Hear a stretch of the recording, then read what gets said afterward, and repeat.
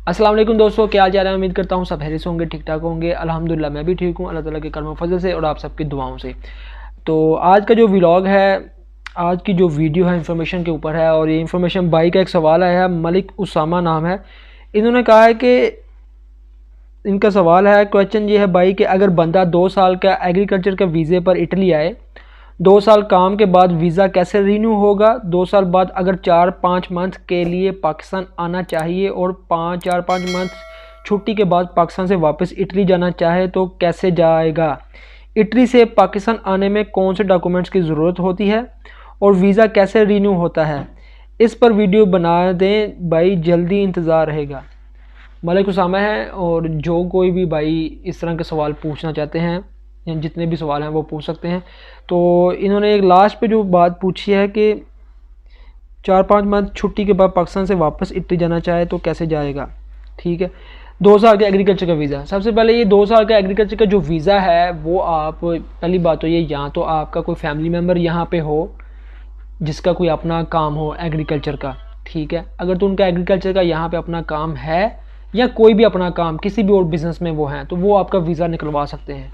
और इसमें कोई इतना एक्सपेंस भी नहीं होता, बिल्कुल थोड़े से पैसों में वो आपको इटली में बुला सकते हैं। लेकिन इट्स टेक्स टू टाइम लगेगा, टाइम लेंगे, कम से कम 4 माह, 6 माह, 8 माह, 1 साल भी लग सकता है आपका वीज़ा निकलते निकलते।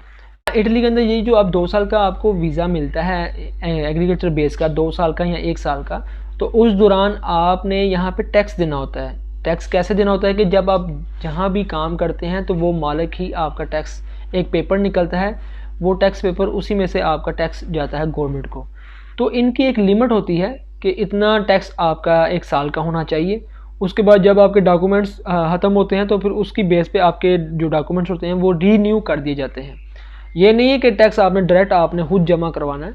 आप जिसके साथ भी यहाँ पे काम करते हो, जिसके साथ भी यहाँ पे काम करते हो, तो वो खुद ही जब आप महीने का एंड होता है आपको सैलरी मिलती है, उसी में से आपका टैक्स भी जाता है। मीन्स कह लें कि अगर आपकी 1500 सैलरी है तो 1500 सैलरी में से आपका टैक्स भी जाके आपका जो टैक्स पेपर होता है उसको कहते हैं बूस्ता पागा। तो ऑब्वियसली 1400-1500 का आपका बूस्ता पागा भी बनेगा। लेकिन ये बनेगा तब कि अगर आप किसी इटालियन के साथ, किसी गोरे के साथ काम कर रहे हो। और अगर आप किसी पाकिस्तानी के साथ काम करते हो तो वो आपका इतना टैक्स नहीं निकालेगा। तो ये बात तो क्लियर होगी, आपको समझ आ चुकी होगी कि आपने काम किसके साथ यहाँ पे आके करना है। तो इस तरह से 3-4 महीने आप काम करते हैं तो आपका जो वो टैक्स होता है जिसकी रिक्वायरमेंट होती है गवर्नमेंट को, जिसे खुद कहते हैं, तो वो खुद आपकी मुकम्मल हो जाती है। जब आपकी खुद मुकम्मल हो जाती है और जैसे ही आपका टाइम आता है पेपर रीन्यू कराने का, तो आपके वो सारे जो टैक्स के पेपर हैं वो साथ लगते हैं, आप कसूरे में जाते हैं और वहाँ जाके आप ये पेपर अपने डॉक्यूमेंट्स ख़त्म होने से 3 महीने पहले आप अप्लाई कर सकते हैं। तो आप 3 महीने पहले अप्लाई से जोड़ के कर देते हैं तो वो आगे से उसकी कुछ फ़ीस है, 70-80 रुपये फ़ीस है, मार्का दी बोलो लगती है 1-2। तो उसके बाद आपका वो जो सजोड़ है वो रीन्यू होकर महीने 2 महीने के अंदर आपको दोबारा वही साल की या 2 साल की आपको दोबारा मिल जाती है। ठीक है, साल या 2 साल की आपको दोबारा मिल जाती है। उसके बाद फिर आपका सवाल है कि आप पाकिस्तान जा सकते हैं कि नहीं। जी हाँ, बिल्कुल 2 सालों के अंदर आप पाकिस्तान जितनी दफ़ा मर्ज़ी जाना चाहें आप जा सकते हैं। लेकिन डिपेंड करता है कि आपने टैक्स भी देना है, यहाँ पे काम भी करना है। 4-5 महीने लोग रहते हैं, लेकिन ज़्यादा से ज़्यादा कोशिश यहाँ पे यही होती है कि कम से कम बंदा 3 महीने रह के आ जाए ज़्यादा से ज़्यादा, क्योंकि फिर आपने यहाँ पे काम भी करना, टैक्स भी मुकम्मल करना होता है। 3 महीने, 4 महीने हद जो इसकी लिमिट है 4 से 5 महीने है, इससे ज़्यादा आप पाकिस्तान में नहीं रह सकते, क्योंकि यहाँ पे टैक्स भी 1 साल का मुकम्मल करना होता है। तो आप पाकिस्तान भी जा सकते हैं सजोड़ के ऊपर। ठीक है, और इसके अलावा जो आपका सवाल है कि हाँ, छुट्टी 4 से 5 माह जो आपने बताया कि वो छुट्टी 3 महीने के अंदर आप पाकिस्तान रह के आ सकते हैं।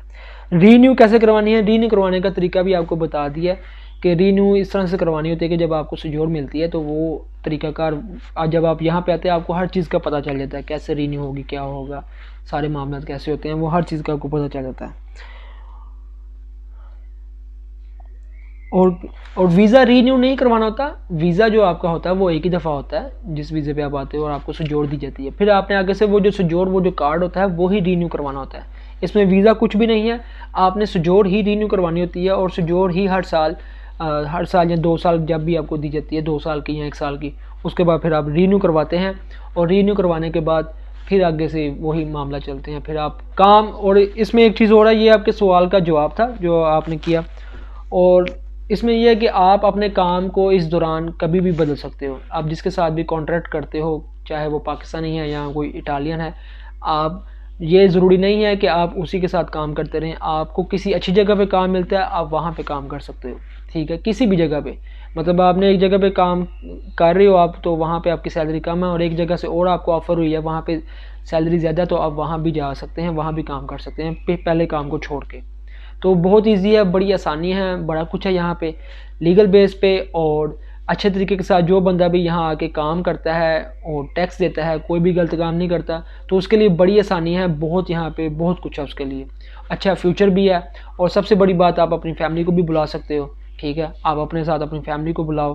फिर उसके बाद अगर आपका कॉन्ट्रैक्ट ऐसा हो जाए कि जिसमें इन दी टर्मिनेटो जिसे कहते हैं, जैसे कि परमानेंट जो कॉन्ट्रैक्ट होता है कि जिसमें वो आपको नहीं निकाल सकते, तो उस बेस पे आप यहाँ पे घर भी ले सकते हो और फैमिली भी बुला सकते हो, और बहुत ज़्यादा बेनिफिट है, बहुत कुछ है।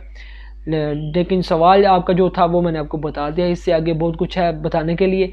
तो इंशाअल्लाह जब आप यहाँ पे आएंगे, दुआ है कि आप जितने भी लोग ये वीडियो देख रहे हैं जो यहाँ पे आना चाहते हैं, अल्लाह पाक साहब को कामयाब करे अपने अपने नेक मकसद में, और आप यहाँ पे आएँ और यहाँ आके एक अपना अच्छा फ्यूचर, एक अपने लिए, अपनी फैमिली के लिए, अपने अच्छे फ्यूचर को आगे लेके चल सकें। दुआओं में याद रखिएगा। उम्मीद करता हूँ जो मैं बताना चाह रहा था वो आपको सही तरीके से समझ आ चुकी होगी। मुझे दे इजाज़त, मिलते हैं अगली वीडियो में, तब तक के लिए अल्लाह हाफिज़।